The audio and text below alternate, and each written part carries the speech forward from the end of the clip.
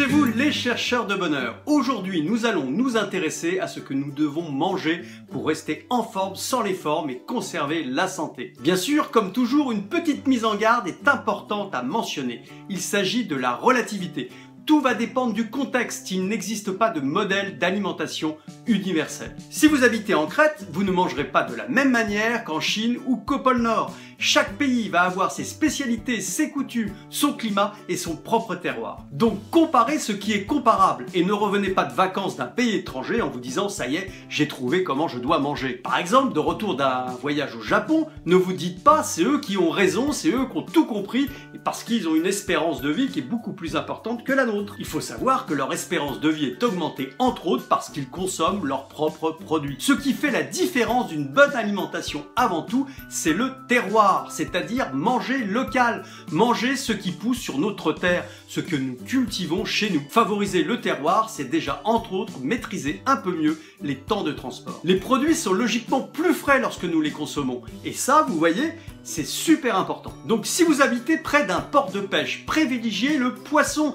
n'hésitez pas. Par contre, si vous habitez une tour de 300 étages au milieu d'un champ de voiture, ça va être plus compliqué. Mais n'ayez crainte, car avec un regard un peu sélectif, vous allez pouvoir passer les étiquettes au scanner de votre intelligence et sélectionner des produits de qualité. Même si la qualité est un peu plus chère, ça vaut le coup. Premièrement, il vaut mieux manger en petite quantité de bons produits plutôt qu'une grande quantité de bouffe de mauvaise qualité nutritive et dangereuse pour la santé. Vous vous y retrouverez en prix. Et de plus, vous perdrez un peu de poids, ce qui est plutôt pas mal, en sachant qu'un Français sur deux est en surpoids. Alors, ce que vous devez fuir comme la peste, c'est avant tout la nourriture qui est transformée par les usines alimentaires. Vous savez ce qui peuple à peu près 90% des grandes surfaces? Ces plats que vous voyez et achetez sans vous poser de questions. Parce que le marketing est si bien fait que vous voyez davantage l'image que ça véhicule sur le paquet plutôt que le contenu de la boîte en carton et la manière dont le produit a été élaboré. Je veux vous parler de tous ces produits bourrés de conservateurs, de sucre raffiné, de graisses transgéniques qui sont saturés en sel et d'arômes artificiels. Ces produits qui nourrissent en masse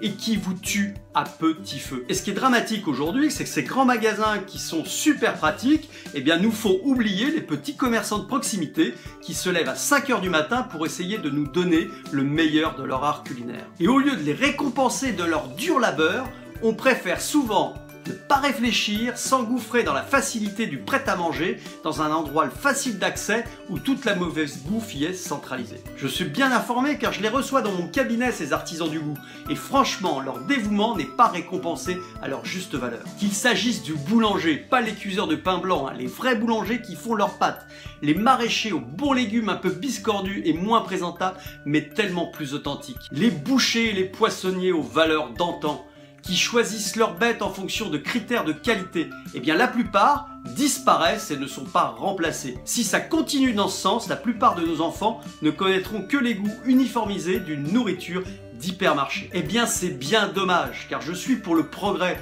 mais pas celui où l'homme mange des poulets anabolisés pour aller plus vite et faire plus de profit. Que vous soyez végétarien, que vous mangiez bio ou pas, que vous nourrissiez comme le prône les paléos ou les anti-ceci ou les anti-cela, qui que vous soyez et quoi que vous mangiez, peu importe, régalez-vous avec de la qualité. La qualité, c'est pourtant simple, ce n'est qu'un produit qui n'est pas transformé par l'homme. Alors certains d'entre vous vont me dire, oui mais la qualité c'est plus cher et j'ai pas franchement les moyens de me l'offrir. Eh bien c'est totalement faux, car si vous mangez de la qualité, vous aurez moins besoin de manger en quantité, car lorsqu'il y a de la qualité, il y a davantage d'éléments nourrissants. Vous allez équilibrer ainsi votre porte-monnaie en vous allégeant de vos kilos superflu. Manger sain, c'est également arrêter de consommer des produits tout faits qui ne sont pas utiles, font grossir et coûtent cher. Allez, pour faire simple, arrêtez de vous fournir trop souvent chez ceux qui vous nourrissent en masse, qui se remplissent les poches et qui vident du même coup votre capital santé. Ah oui aussi, un autre point qui est très important, il faut respecter la saisonnalité. Quand il fait chaud, mangez froid si vous voulez, mais quand il fait froid, privilégiez davantage les plats chauds.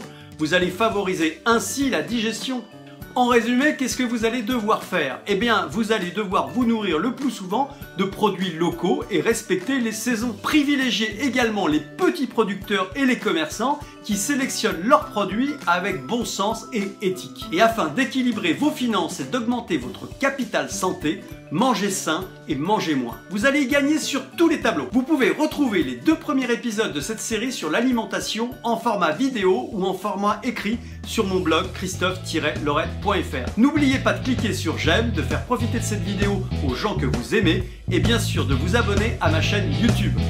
Bonsoir chez vous les chercheurs de bonheur, merci de votre fidélité et que le bonheur soit avec vous.